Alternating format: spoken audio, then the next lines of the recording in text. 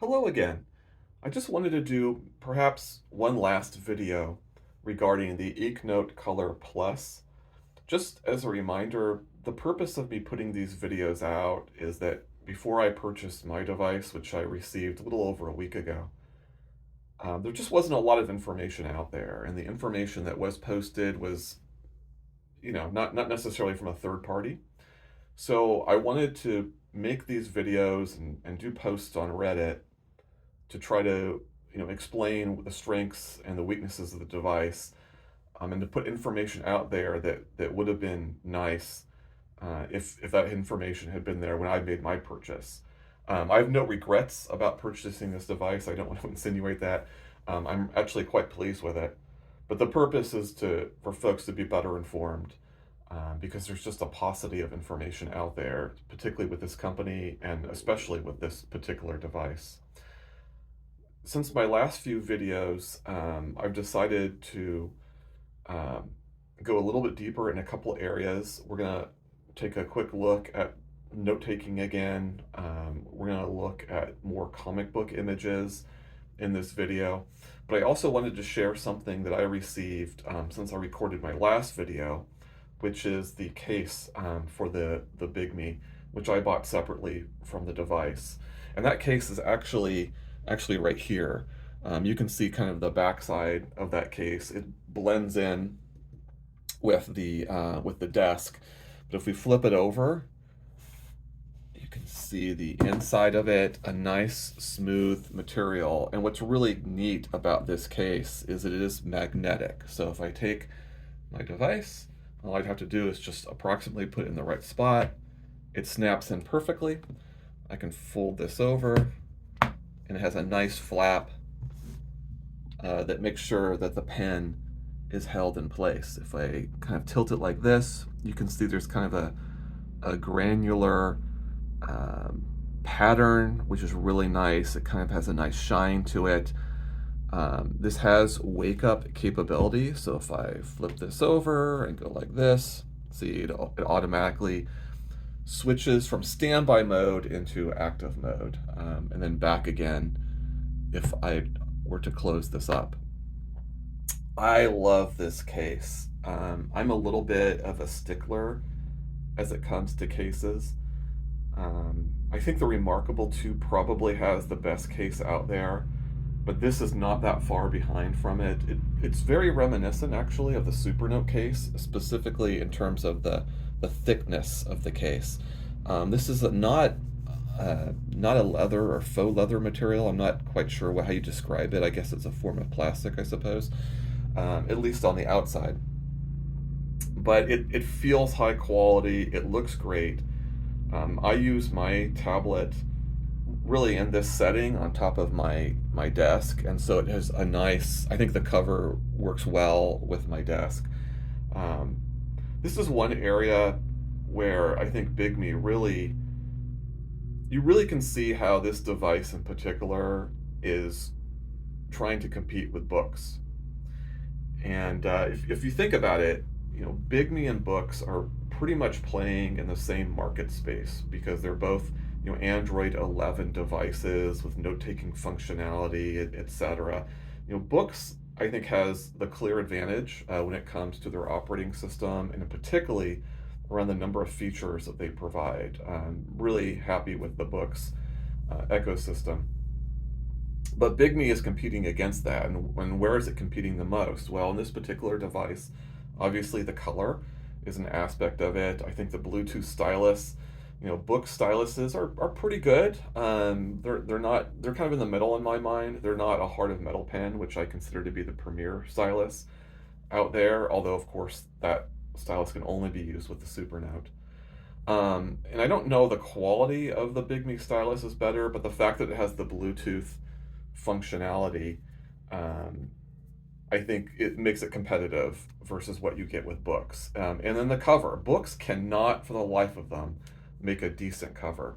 And this is, I think, a high quality cover. I'm very happy with it. And unlike the weakness, the pen, as we've noted before, doesn't necessarily stick very well to the device, although it does a lot better when it's in the case. This case has a very strong magnetic attachment to the device. It's more than adequate for the task. So very impressed with this case, and this is one of the areas where Bigme stands out from books. So I just wanted to share that as a reminder, because I bought through Good e-reader, I had to buy the case separately. But if you buy directly from Bigme, then the case is included and it's at the same price. So if you go to bigme.vip, that's where you can purchase both the device and the case. I should point out at this point, since I basically just gave an ad for Bigme, I'm not affiliated with them. I don't know anybody from Bigme. I'm just someone that purchased the device. So just for clarity around that. Okay, so that's the case. The next thing is I just wanted to go a little bit deeper, not too much, into the note-taking functionality. And so what I've done here is I've given a nice overview of the four different pen styles: ballpoint, pen, pencil, and brush. And then I've written the word hello in each of the pen types in black, red, green, and blue. So you can kind of see the difference there. They're all at 3-point thickness. I've written some other colors in ballpoint here on the side, and then I've highlighted, the 5 best highlighters that are available. So I just wanted to share this, give a little bit more detail than I've given in previous notes, and hopefully you'll find this helpful. Again, what you're looking at on the screen is without front lighting. So I really think that where this device excels is being able to take notes without front lighting. The colors will pop more with front lighting. Let's go ahead and turn that on, like so. So the colors do come out more, and the front lighting is essential for looking at images. We're about to go into comics, and I'm gonna leave this on. But for note taking, it's not as necessary, and the value of that is you can save battery life by not using the front lighting. I didn't mention this before, and it's probably obvious in the video, but the uniformity of the lighting is fantastic, which is actually pretty much par for the course. All the devices that I've ever tried, mainly from books, that have front lighting, it's all done really well, and this device is no exception. Let's take a quick look, delving a little bit deeper into comics, and we'll start here with the Kindle. And so in this particular case, what I'm going to do, which I didn't do in the previous video, is I'm going to go cell by cell. So that's how you would normally read a comic book on a 10-inch screen. Instead of looking at a cramped screen, you would go cell by cell. And I'm going to use the Bluetooth features on the pen, which again are customizable. In this particular case, I've set up the Bluetooth to refresh the screen. So I'm going to go ahead and just go through a number of panels to give a sense of the color. And so we've got some ghosting. So I'll refresh pretty fast.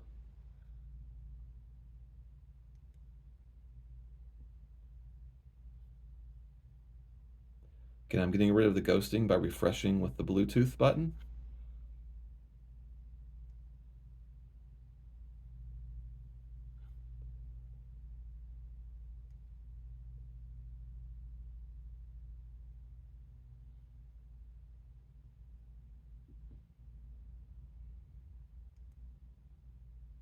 And that is necessary with each page turn. There's ghosting every time I turn the page.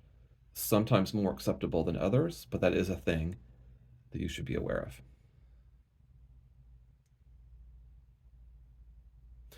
Now, uh, what I want to point out about this particular comic book, this is a Transformers comic. I'm not sure when it was written. I think it was within the last decade. But this is a good example of more modern comics, where you see a lot more color variation. You see a lot more focusing on darker colors, colors that probably look darker also because of the screen. So this is not where this technology excels as much as it does with older comics, and I'll show an example of that in just a bit. But this is a great example of what a more modern comic would look like. I think the colors are great. Again, this would pale. If I put together an LCD screen next to it, this wouldn't look good at all. but you're not going to read it with an LCD screen next to it. You're going to read it just with this. And I think this is pretty good.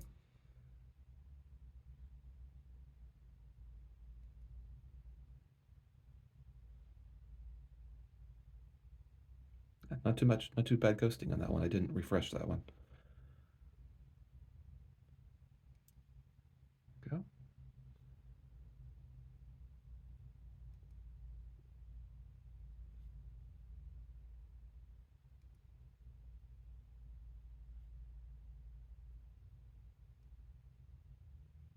Really snappy, really responsive.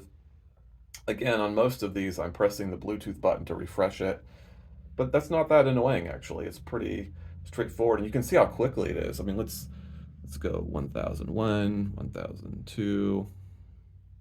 Yeah, 3, 4 seconds for each page. Let's try 1001, 1002, 1000. Yeah. So it's pretty quick refresh rate. So even though yes, you have to refresh, and I might be able to do something with the settings that would have that happen more automatically um, than having to press this Bluetooth button. But anyway, you get the idea. It's not too bad, um, but you have to be aware that ghosting will always be a thing with this technology. Let's look at an older comic. Here we go. And this in this particular case, what I've done is I'm using the Bluetooth buttons to advance the screen. So instead of swiping, I'm now going to press this button to move the image forward as opposed to refreshing the image. This is what I would call more of an older style. I think this wasn't written that far away either, but the coloring does remind me more of an 80s style comic book. And in this particular case, the colors tend to stick out a little bit more, in my opinion.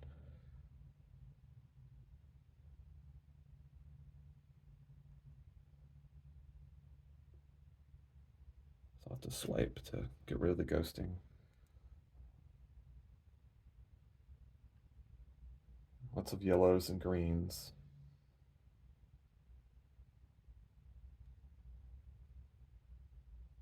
There's a red. Not bad, a little dark.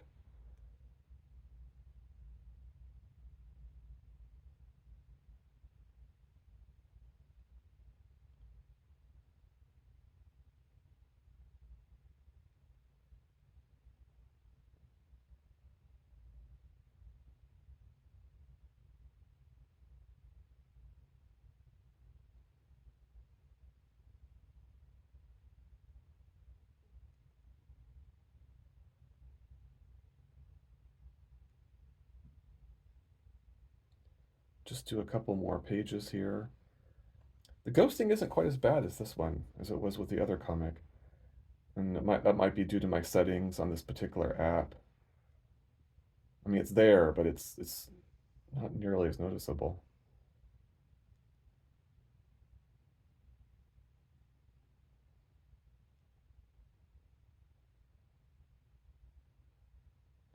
It's a good stopping point, I suppose. So there you go. A little bit more in-depth look at how it handles color images, how it handles note-taking, and then the case. And so this, I think, will probably conclude my series of videos.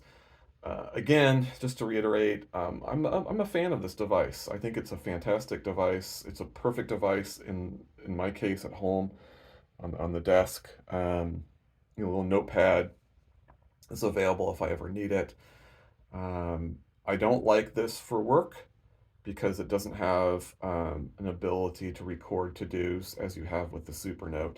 Supernote's a little bit snappier. Love the Supernote stylus much better. That is the best stylus in my opinion, the Heart of Metal Pen 2 specifically. So this doesn't compete with the Supernote in my mind, but for away from work where I'm not recording to-dos, I'm just making lists, I'm just jotting down notes. I love this device. I think the color is great. And right now, this is the only 10-inch color device with Kaleido 3 that's out currently. I'm sure that will change as the years go on. But for right now, this is the only game in town. But you know what? It's not a bad game at that. All right, I hope these videos have been helpful, and I wish you well on your e-ink journey.